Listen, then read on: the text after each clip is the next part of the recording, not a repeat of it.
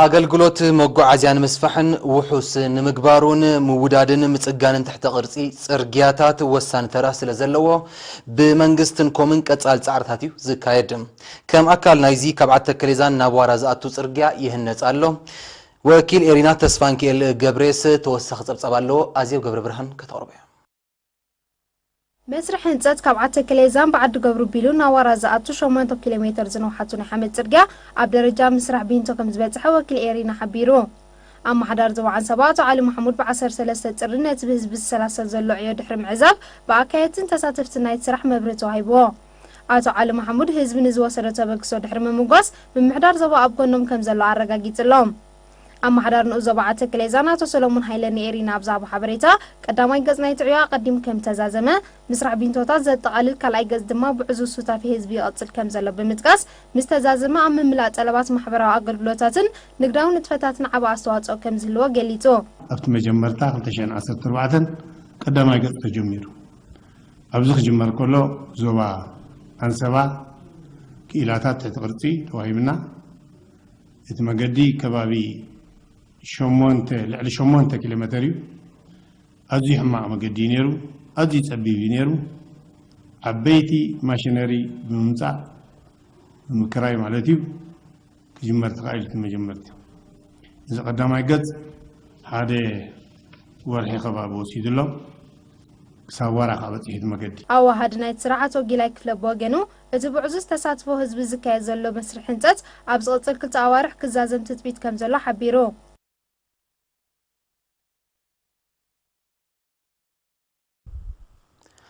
ኣብ ከተማ መንደፈራ ኣፍልጦ ጠንቅን ሳዕቤናትን ፊስቱላ ንምዕባይ ዝሕግዝ ኣስተምህሮ ንተምሃሮ ማእከላይ ደረጃ መምህራን ኮሚቴ ምውጋድ ጎዳእቲ ልምድታትን ተዋሂቦም እቲ በሃማድእ ዞባ ደቡብ ተወዲቡ ብ13 ጥሪ ኣብ ሞኮስ ሆስፒታል መንደፈራ ዝተወሃበ ኣስተምህሮ ኣብ ኣካላዊ ስነ ኣእምራውን ማሕበራውን ሳዕቤናት ፊስቱላ ዘተኮረ ኮይኑ ደቂ ኣንስትዮ ብሰንኪ ጉድለት ኣፍልጦ ንፊስቱላ ከይቃልዓ ንኸጥንቀቓ ዝዓለመ እዩ ኣብቲ ኣስተምሮ ክኢላታት ጥዕና ብሰንኪ ዕጉት ሕርሲ ግዳያት ፊስቱላ ኮይነን ኣብ ሞኮስ ሆስፒታል መንደፈራ ካብ ዝተሓከማ ደቂ ኣንስትዮ እተን 9 ሚእታዊት ሙሉእ ብምሉእ ከም ዝሓወያ ሓቢሮም መርዓት ትሕቲ ዕድመን ምኽንሻብን ካብ ጠንቅጣት ፊስቱላ ምዃኑ ዝተቐሱ እቶም ክኢላታት ሕብረተሰብ ኣብ ምውጋድ ድሑር ልምድታት ኣበርቲዑ ክሰርሕ ፀዊዖም ኣብቲ ኣስተምሮ ዝተሳተፋ ግዳያት ፊስቱላ ብግድአን ኣጋጢምዎን ዘሎ ጥዕናዊ ፀገም ብሰንኪ መርዓት ትሕቲ ዕድመን ኣብ ትካል ጥዕና ዘይምሕራሰንን ምዃኑ ብምሕባር ኣብ ማእከል ፊስቱላ መንደፈራ ብዝተገብረለን ፍወሳን ክንክንን ድማ ኣብ ጽቡቕ ደረጃ ከም ዝርከባ ምስክርነተን ሂበን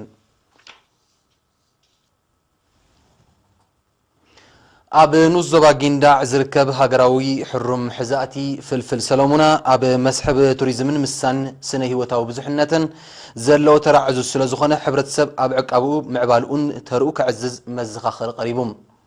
ኣብቲ ቦታ ዑደት ዘካየዱ ኣባላት ምምሕዳር ከተማን ንኡስ ዞባን ጊንዳዕ ኔሪና ብዝሃብዎ ሓበሬታ ምውቃም ሕሩም ሕዛእቲ ኣብ ባይታ ዕዉት ኮይኑ ከም ዘሎ ብምጥቃስ ኣብ ሕሩም ሕዛእቲ ዘሎ ኣፍልጦ ንምብራኽ ዝካየድ ጎስጓሳት ክሕይል ኣዘኻኺሮም ኣብ ማሕዳር ንኡስ ዞባ ጊንዳዕ ኣቶ ዑመር ያሕያ ንዑደተኛታት ኣብ ዝሃቦ መብርሂ እቲ ቦታ ኣብ ርእስቲ ኣከባብያዊ ኣገዳስነቱ እዋን ብረታዊ ቃልሲ ቀንዲ ደጀን ህዝባዊ ሓይልታት ብምንባሩ ታሪኻዊ ኣገዳስነት ከም ዘለዎ ገሊጹ ሕሩም ሕዛእቲ ፍልፍል ሰሎሙና ካብ ሓውሲ ከተማ ጋሕቴላይ ንሸነኽ ሰሜናዊ ምዕራብ ዝርከብ ብሃብቲ ገረብን እንስሳ ዘገዳምን ሃብታም ከባቢ እዩ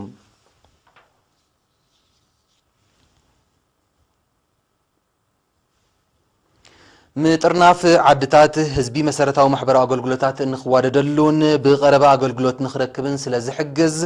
ኣብዚ ዓመት እዚ ብዝለዓለ ክቕፅል ምዃኑ ኣካያዲ ስራሕ ንኡስ ዞባ ዒላ በርዕድ ኣቶ ተዓገስ ተስፋይ ገሊጹ ኣቶ ተዓገስ ኣብ ጽላታት ጥዕና ትምህርቲ ሕርሻን ማሕበራዊ ድሕነትን ዝተሰላሰለ ንጥፈታት ድሕሪ ምግላጽ ንዝለዓለ ውፅኢት ሓባራዊ ስራሕን ውህደትን ክቕፅል ኣዘኻኺሩ ኣብቲ ንኡስ ዞባ 4582 ሄክታር ብዝናብ ኣስታት 173 ሄክታር ድማ ብመስኖ ከም ዝለምዐ ዝምስገን ምህርቲ ኣእካልን ጥረታትን ድማ ከም እተረኽበ ኣቶ ተዓገስ ወሲኹ ሓቢሩ ኣብ ማሕዳር ንኡስ ዞባ ዒላ በርዕድ ኣቶ ኣተሽም ነጋሲ ብወገኑ ብጉልበት ይኹን ብማሽነሪ ኣብ ዝተዓመ ወፈራዊ ስራሓት ውፅኢታዊ ምንባሩ ጠቒሱ ቀጻልነቱ ክወሓስ ኣተሓሳሲቡ ኣብ መወዳእታ ንከባቢታትን ዓድታትን ዘራኽብ መገድታት ምጽጋን ግብሪ ጥሪትን መሬትን ብግቡእ ምእካብ ከምኡውን ካልኦት ኣገደስቲ ዕማማት ኣብዚ ዓመት እዚ ዝለዓለ ኣተኩሮ ከም ዝወሃቦም ተሓቢሩ ምምሕዳር ከተማ ባጽዕ ነታ ወደባዊት ከተማ ካብ ብከላ ነፃ ንምግባር ንዘካየዶ ዘሎ ጻዕሪ ንምዕዋት ዝሕግዝ ንወፍሪ አንጻር አካባቢያዊ ብከላ እትድህስስ አስተምሮአዊት ሰነዳዊት ፊልም አመሓዳሪ ዞባ ሰሜናዊ ቀይሕ ባሕሪ ወይዘሮ ጽጌረዳ ወልደ ገርጊስ አመሓደርቲ ንኡሳን ዞባታትን ዕዱማትን ኣብ ዝተረኽብሉ ተመሪቓ ኣብ ሲነማ ስጋለት ኣብ ዝተኻየደ ስነ ስርዓት አመሓዳሪ ከተማ ባጽዕ አቶ ኪዳነ ወልደ ስላሰ ጽሬት ከተማ ባጽዕ ንምሕላውን አካባቢያዊ ብከላ ንምግታእን ዝጉስጉስ ሰለደታት ከም እተተኽለም መእከቢ ጎሓፍ ከም እተዘርግሐ ወፈራታት ጽሬት በብእዋኑ ከም ዝካየድ ከምኡን ጎስጓሳትን አስተምህሮታትን ከም ዝግበር ብምሕባር እታ ፊልም ነዚ ኣብ ምድንፋዕ ሓጋዚት ክትከውን ዘለዎ እምነት ገሊጹ ሓላፊ አሃዱ ጽሬት ከተማ ባጽዕ አቶ ይዕብዮ ገብረ ሚካኤል በወገኑ እቲ ዕላማ ብቐንዱ ውጽኢት ፕላስቲክን መሰልቱን ንምውጋድ ምዃኑ ብምጥቃስ ዛጊት ተኻይዱ ብዘሎ ኩሉ መድያዊ ንጥፈታት አፍልጦ ህዝቢ ኣብ ሳዕቤናት ውጽኢት ፕላስቲክ ይዓቢ ከም ዘሎ አብሪሁም ተሳተፍቲ ኣብ ዝሃብዎ ርእይቶ ንዝያዳ ውጽኢታውነት እታ ፊልም ንህዝቢ ብሓፈሻን ተማሃሮ ድማ ብፍላይ ክትቀርብ ኣብ ከባቢና ብዝርከብ ጸጋታት ድማ መተካእታ ፌስታል ክዳሎ ኣዘኻኺሮም